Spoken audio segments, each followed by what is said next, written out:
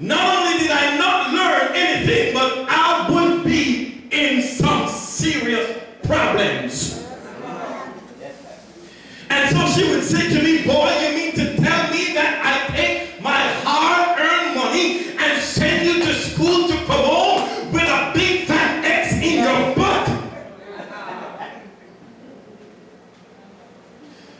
And I hated maths. I really and truly hated math. I'll take that back. I hate math. Even up to this very day, I hate it. English is all right, but I really hate math. And so every math class, I would sit down in the class and I would just fool around with my friends. I would not do a single thing but just fool around with my friends. Now let me interject some footnote into this part. How many people inside here know that you don't have to do anything but you can still fool around with friends? Oh, the church is going silent on me today. You don't have to get involved in the smoking and the drinking and the gambling and the illicit sex, but you can still fool around with friends. I know what I'm talking about, church, because there was a point in my life when I wasn't doing all of those kind of stuff. I wasn't smoking, I wasn't gambling, I wasn't drinking, but I was fooling around with friends. And one day we were walking on the street and all I was doing on that day was fooling around with friends. And one of the friends who I was fooling around with, he picked up a stone and he threw it through the windshield of a police car. I didn't do it. I wouldn't do it in a million years, but I was in a position where I was fooling around with friends. And parents, let me tell you something in this church today. You taught your children well, and you brought them up in the fear and admonition of God. And sometimes when they step up there and say to you, Mom or Dad, I know what I'm doing. I'm not going to get involved in those things.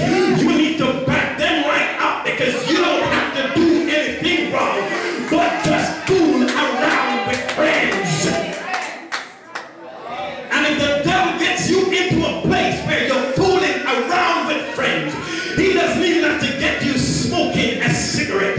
All the devil wants is to get you into a place where you start fooling around with friends. And when he threw the stone into the windshield of the policeman's car, and he said to me, you can stay if you want, but I'm getting out of here. And he jumped over a wall and down into a gully. I had no choice but to do the same thing too.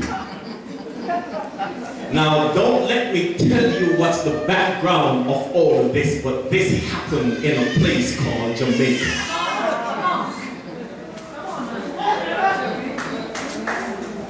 And so I sat down in class on this day in particular, and I was fooling around with friends.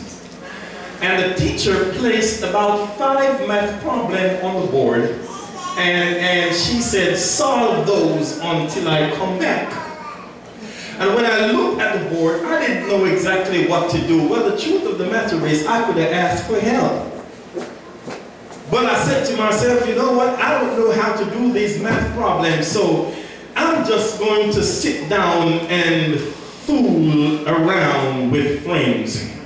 And so I wrote off the math problem off the board. I wrote down the topic mathematics and the date and the grade I was in, but that's all I did. And so when I saw the teacher walk back into the classroom and the teacher said, well, I'm going to collect the work right now, I had no choice but to write in some answers into the place where the answer was supposed to be. Now when the teacher took my book from me and started to look in it, she realized that every single math problem, every single answer was wrong. And that teacher got mad that day. And so she took a shocking color. Anybody inside here know what's a shocking color? It's a bright red color. And she took her pen and she put one big fat X right across the page. All 10 problems were wrong. Now, that's the bad part, but that is not the bad part. Because the bad part is that my friends going to look into my book and they are going to laugh at me. Well, the bad part really is, when I reach home this evening, my parents going to say to me, let me see what you have learned today. And if they open up my book and see a big, fat, shocking color, red ink pen X in my book, that is the time I'm going to know what I'm all about. And so I got to take my book from the teacher this evening and I've got to head home. And after school was over, all my friends that I was fooling around with, friends, they went to their home. I had to go to my home. And when I got to my home, I could not see my friends at my home to take up for me that time.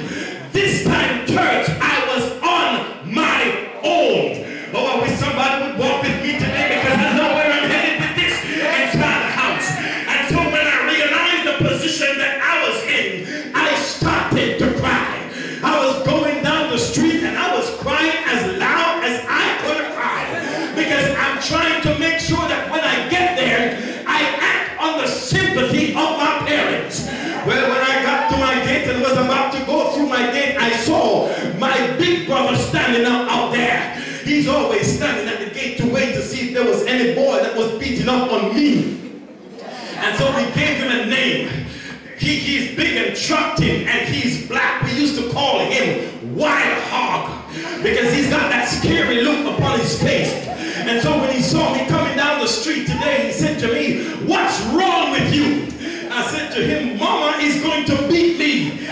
She said to me, why is she going to beat you? I said to him, because I have a big fat X in my book. He said, why do you have a big fat X in your book? I said to him, I fooled around with friends and got all my math problems wrong. He said, let me see the book.